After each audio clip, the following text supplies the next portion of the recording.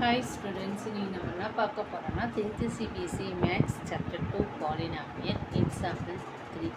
Find the zero of the polynomial x square minus 3 and verify the relationship between the zeros and the quotient. முதல்ல என்ன equation கொடுத்துருக்காங்கன்னா x square minus 3 இதனுடைய ரூட்ஸை கண்டுபிடிக்கும். இது என்ன formula இருக்குன்னா a square minus b square formula இருக்குது.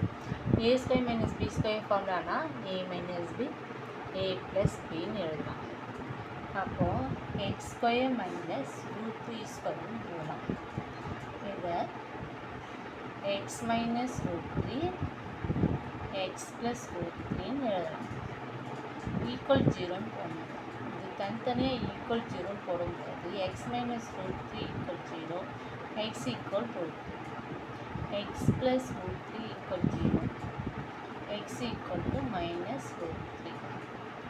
அப்போது நம்ம ஆல்ஃபா பீட்டான்னு எடுக்கலாம். ஆல்ஃபாவோட ஆன்சர் root 3, பீட்டாவோட ஆன்சர் minus root 3 வச்சுக்கலாமா? இப்போ ஈக்குவேஷன் அப்படி இருக்கும். இதில் ஏவோட ஆன்சர்னா எக்ஸ் ஸ்கொயரோட கோஎஃபிஷியன்ட் 1, பியோட ஆன்சர் எக்ஸோட கோஎஃபிஷியன்ட் 0, சியோட ஆன்சர் minus 3. இப்போ என்ன தெரியும் நமக்கு? Sum of the roots alpha plus beta equal to என்ன ஃபார்முலா?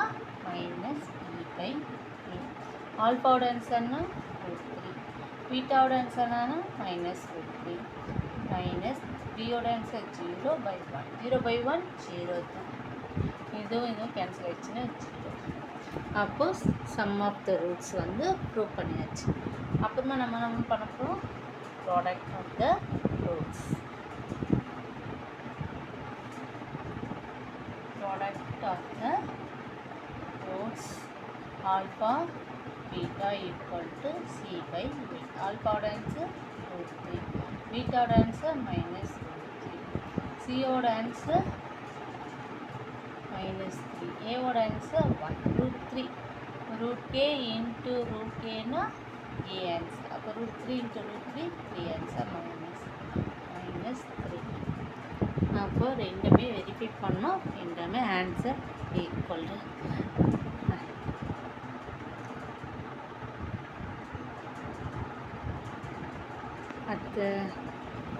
அடுத்த எக்ஸாம்பிள் 4 பார்ப்போம். தேங்க்யூ.